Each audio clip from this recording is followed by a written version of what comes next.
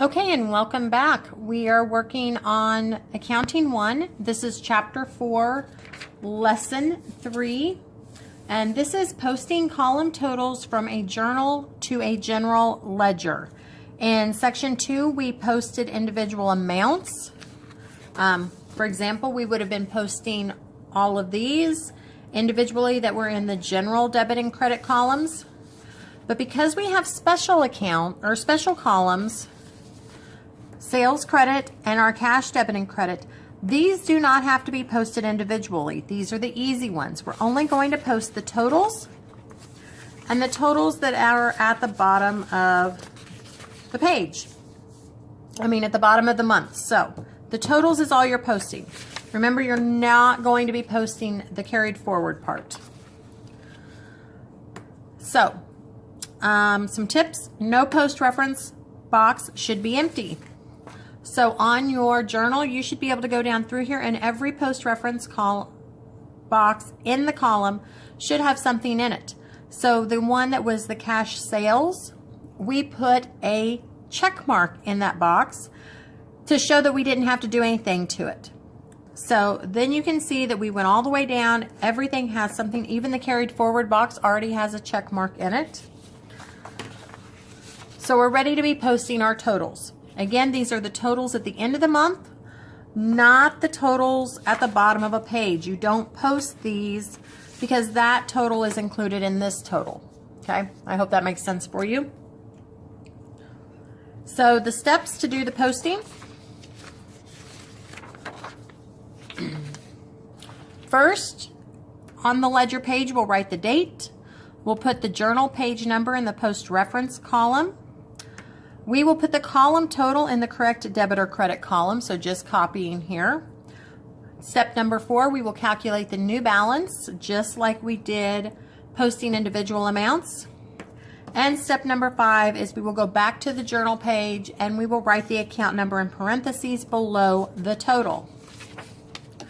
So here we are on our journal page. We have finished posting all of these individual amounts from our general debit and credit columns. So to show that we have done that, we're going to go below it and we're going to put a check mark in parentheses below each one of the totals. That says these totals do not have to be posted anywhere.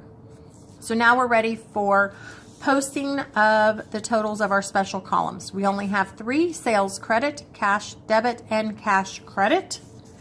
So to do that, we will go to our ledger pages. Here I've already got cash and sales set up. The first one we're going to post is the sales credit. Okay, so I find my sales credit. I have to look for the date. The date is August the 31st. Because there isn't already anything on the ledger page, I do have to put the month and the year. The item number will still remain blank.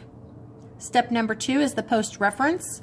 That's the journal page. Which journal page did this come from? That came from page 2. This was a sales credit of $35.65, so I'm going to come over to the column with the credit. $3,565, and then I have to do my balance. Well, if you remember, there's nothing else that's already a previous balance. There's no previous balance, so this is going to just come straight over. It's a credit. I'm going to take it straight over to the credit balance column.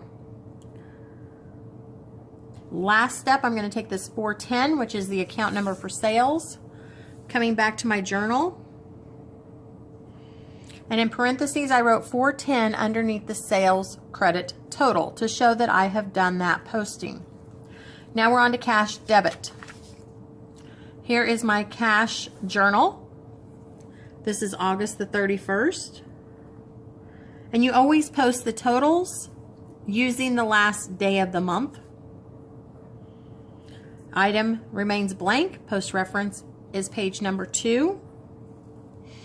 This is a cash debit, so I'm going to my debit column and I'm going to put my $8,315.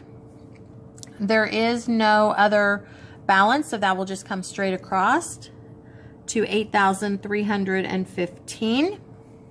I'll take my 110 put it back on my journal page to show that has been posted. Now I'm ready to post my cash credit. So I'm coming back to cash. This is the 31st, still page 2. And this is for $3,351 in the credit. So I'm going to come to the credit column, $3,351. Now I'm going to have to do my math. So let me grab a scrap piece of paper. Okay, we'll use this. So I had a cash debit balance of $8,315. This was a debit. And now I did that was my balance. I've got a transaction that says I have a credit at $3,351. If you remember, I said if they're opposite, meaning you have a debit and a credit, you have to subtract. So I'm going to subtract that and do my math, and I'm going to get $4,964. I have to decide if this is a debit or credit. There's 2 ways I can do that. First of all, if you use the easy way, my debit was bigger. So that means that this answer is a debit.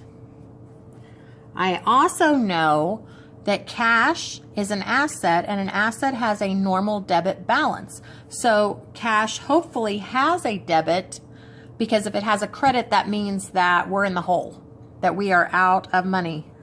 So hopefully we always have a debit in our cash. So I'm going to come back up here to my debit balance and put $4,964. Take my account number 110. Back to my journal page. And that's all there is to it. So, in your textbook,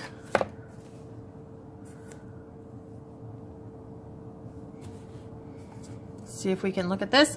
There was no vocabulary this time, but you do have 3 audit your understanding questions. Be sure you answered these in your notes.